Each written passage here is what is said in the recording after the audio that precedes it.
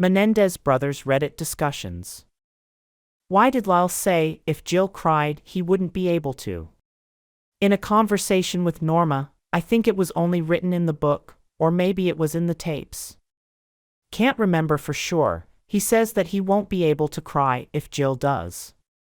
Pretty sure it was when he was talking about how he can move a jury, that he's basically showing his real emotions and can affect people positively or negatively.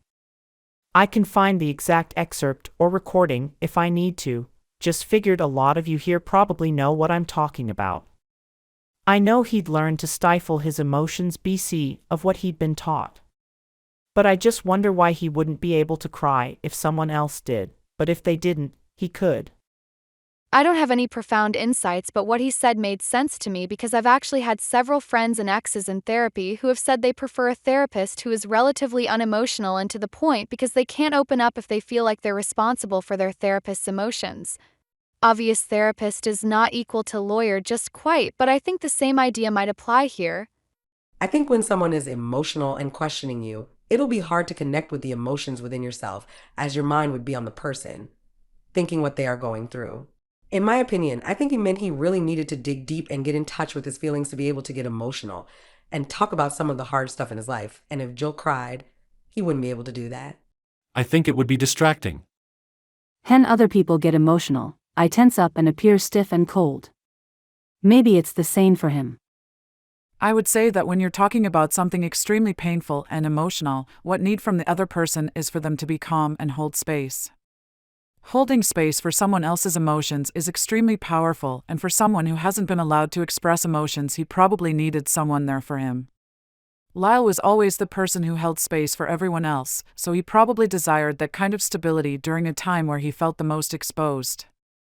I see it as analogous to how Lyle often had to be strong to protect Eric. If Eric was breaking down, Lyle had to remain stoic, because at least somebody has to be in control. I wonder if it's related. He can't cry while his lawyer is crying because there would be too much emotion going on at once. Somebody has to be strong, and in a family like his, it appears that Lyle often took on that role when his brother and mother could not. The passage you're looking for is on page 37 of Norma's book.